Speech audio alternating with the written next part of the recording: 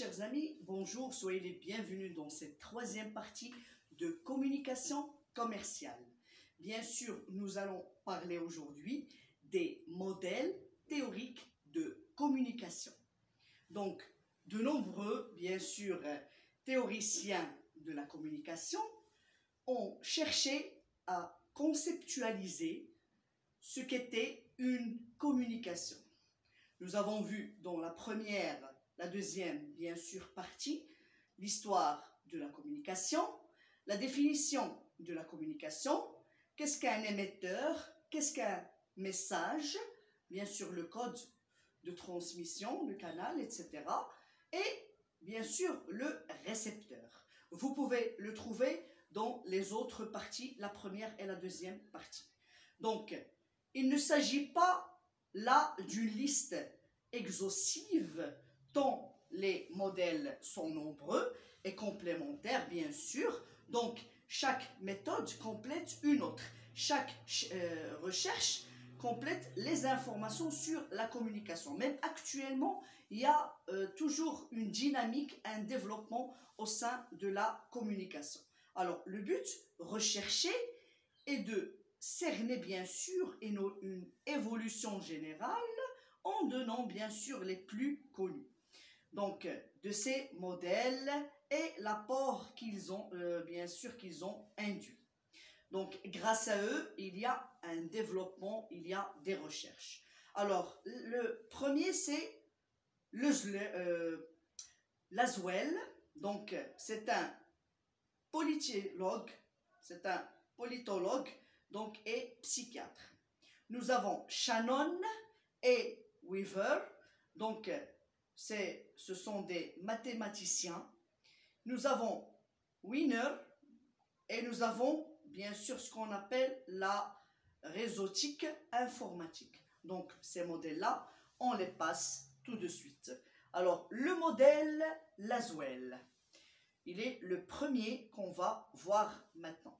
Alors, regardez avec moi. Donc, qui est Monsieur Lazuel? Alors, il est né en 1948.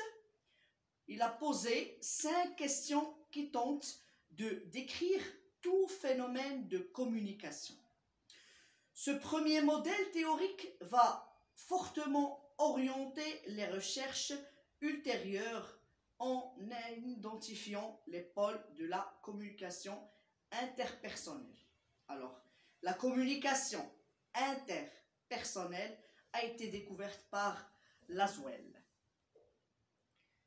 On passe bien sûr à ce modèle-là. Alors, c'est lui qui a mis le qui est un émetteur, dit quoi, le message, par quel moyen, par le canal, ou bien, donc on a dit les gestes, le son, ou bien la langue, à qui un récepteur est là, avec quel effet?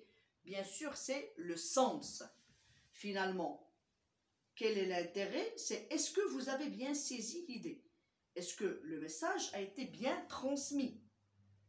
Avec quel effet? Donc ici, on passe à ce modèle. On a dit, ce modèle, bien sûr, conçoit la communication comme étant un processus d'influence et de persuasion très proche de la publicité. D'accord? Donc, je parle de la communication commerciale. Il est très important de parler des gens qui ont été les pionniers de la communication commerciale. Donc, j'ai dit que c'est très proche de la publicité. Il dépasse la simple transmission du message, même s'il reste centré, et envisage notamment les notions d'étapes. Alors, il y a des étapes de communication, la capacité de pluralité des émetteurs et des récepteurs et de finalité d'une communication, c'est-à-dire les enjeux. C'est ça le plus important dans cette communication. Alors, il est le premier à mettre le qui, quoi, quel moyen. Alors, à qui? Eh bien, avec quel effet? Ce sont les concepts actuels on étudie un produit, un service, etc., alors on cible. Et il était le pionnier de la publicité. Passons donc au modèle informationnel de, bien sûr, M. Shannon et Weaver en 1949. Alors, ici, nous avons le modèle qui parle de l'élaboration, bien sûr, de ces personnes-là, Shannon et Weaver, en 1949, se sont centrés sur l'étude d'une transmission optimale d'un message dans tout moyen de communication, donc canalisable. D'accord? Donc, on a canalisé cette communication, cette transmission. Alors, il désigne un modèle linéaire simple de la communication. Cette dernière y est réduite à sa plus simple, bien sûr, expression. Donc, la transmission d'un message. Alors, regardons tous le modèle. Alors, regardez, le modèle informationnel ici, donc émetteur, le codage, le récepteur, alors c'est le décodage. C'est eux qui ont enlevé le terme de émetteur, récepteur, canal ou bien message. Ils ont dit plutôt émetteur, récepteur, donc codage. Et le récepteur, il fait un décodage. C'est pour ça qu'on a dit, est-ce qu'il a compris le message ou non? Alors, le code a bien sûr une signification. C'est pour ça qu'il y a des messages qui sont universels comme SOS. D'accord? Eh bien, par exemple, il y a certains codes chez les pilotes qui conduisent les avions, ceux qui conduisent les bateaux. Alors, les marins ont des codes spécifiques à leur domaine. Donc, il y a aussi, vous voyez, ça, c'est la parabole. Ça peut être, bien sûr, le codage passe par un canal bien spécifique. Alors, on peut résumer ce modèle en un émetteur grâce à un codage. Envoie un message à un récepteur qui effectue le décodage dans un contexte. Alors, perturbé. D'accord? Alors, soit un bruit, alors on parle ici des parasites de communication. Comme je vous ai dit, moi je ne parle pas de la communication normale. D'accord? Ce n'est pas une définition. Je parle de la communication commerciale. D'accord? Alors ici, si jamais le codage n'est pas bien transmis, on parle de parasites ou bien le codage est perturbé, on reçoit mal le codage. Et on ne peut pas le décoder comme l'émetteur l'a voulu. Alors, le modèle informationnel introduit les concepts théoriques suivants. Alors, l'émetteur effectue un codage en transformant le message initial en signe codé. D'accord? Donc, le canal de communication transmet le signal codé. D'accord? Le canal de communication transmet le signal codé en étant affecté par divers bruits environnementaux. Alors, il y a l'environnement qui empêche la transmission par un bruit. Par exemple, vous êtes en train de parler, il y a quelqu'un qui tape avec sa main ou bien avec son pied. Ou bien il y a un bruit de musique, ou bien il y a d'autres personnes qui parlent. Donc c'est ce qu'on appelle les parasites de communication. On va le voir dans les présentations de la communication en général. D'accord? Donc tout phénomène qui se produit à l'occasion d'une communication et qui ne fait pas partie du message intentionnellement, bien sûr, émis. Souvent de forme désordonnée, aléatoire, bien sûr, imprévisible parce que ce n'est pas prévisible, donc on ne peut pas prévoir certaines choses Donc il y a l'image, le son, le texte, le geste, un autre signe verbaux ou non. Donc ici, il y a une transmission qui n'a pas été bien faite. Alors, retour au récepteur, effectue le décodage en transformant le signal codé en message, susceptible d'être reçu. L'efficacité globale de la transmission de l'information est la résultante, bien sûr, cumulative de ces diverses étapes. Alors, passons ici à ce qu'on appelle le modèle informationnel. Alors, tout canal de transmission est affecté par divers bruits. Alors, ici, on parle dépendent de l'environnement, bien sûr, considéré au sens large du terme. Au besoin, il conviendra d'agir sur l'environnement pour améliorer le rapport signal-bruit, sachant que l'information ne passe plus dans le canal concerné. Vous avez vu dans l'image, il y a la parabole, il y a l'autre instrument, alors peut-être que le message ne passe pas. Cette loi justifie l'usage de la redondance lors de situations critiques. Émission simultanée du même message sur plusieurs canaux. Par exemple, vous parlez et il y a une autre personne qui parle. Ou bien, vous parlez et il y a un bruit à côté de vous. Alors, le modèle informationnel, regardez ici dans le dessin, il y a le canal visuel, le canal auditif, il y a le canal olfactif. Actuellement, je suis en train de parler.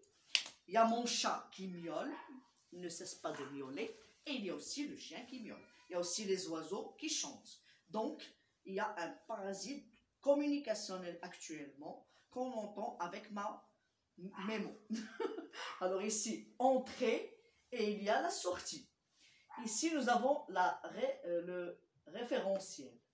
Alors, quand on parle de la transmission de l'information chez l'homme, alors exploite souvent plusieurs canaux sensoriels qui disposent de codages spécifiques référentiels. Alors ici, je parle bien sûr, c'est fait par donc le schéma cybernique de Wiener et Shannon, d'accord? Et surtout, on va passer maintenant à Wiener qui va faire sa recherche en 1948, qui va nous donner le schéma cybernétique, d'accord? Voilà, donc alors Wiener a enseigné à Shannon. Cependant, ils n'ont pas la même conception. Alors, ils ont travaillé au début ensemble, mais après, chacun a essayé de développer sa théorie. Ils n'ont pas la même conception. Alors, Wiener est du type systémique. La communication est un système dynamique instaurant des relations interactives entre les éléments difficilement autonomisables. Alors, conception analytique. C'est-à-dire que, regardons ensemble le schéma, d'accord? On va aller au schéma et on va retourner à l'explication. Regardez.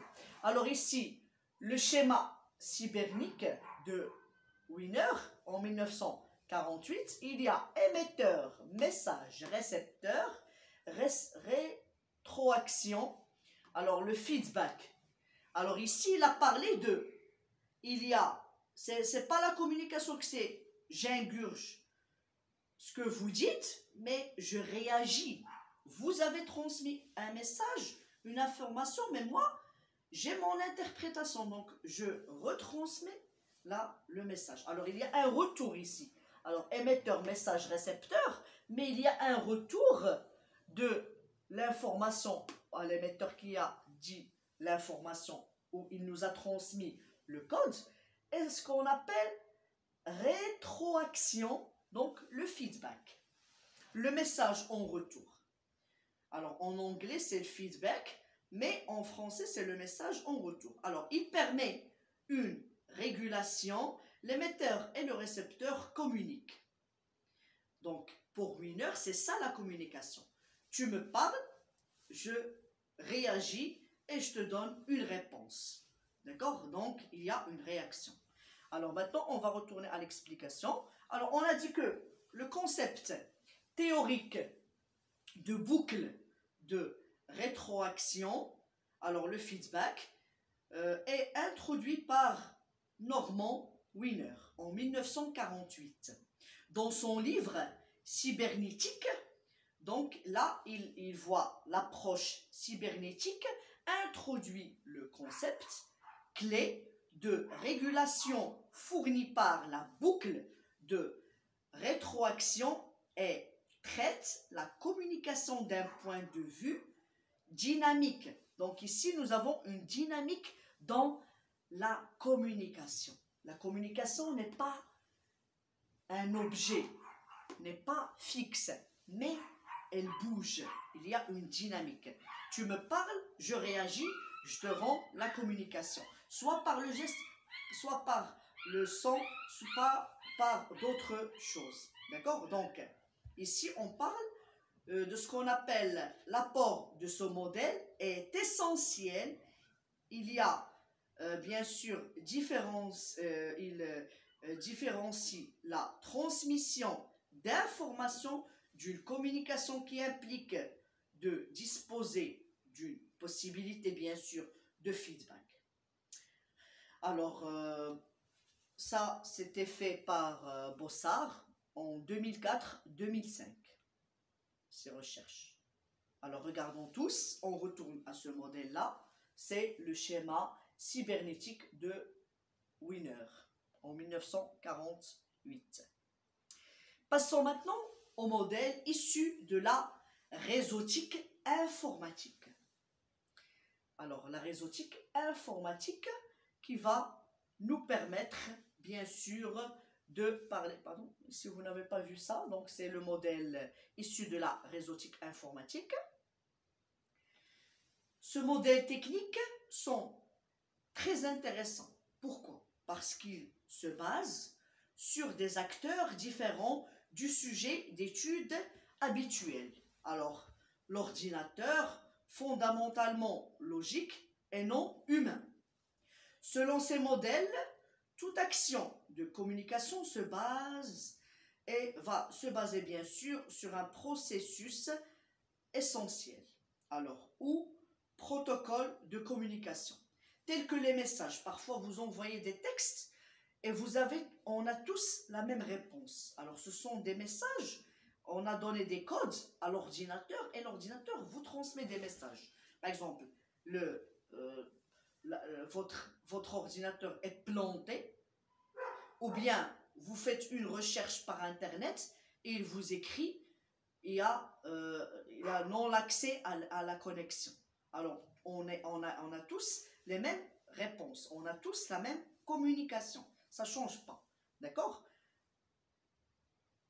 Batterie faible, par exemple, dans le téléphone.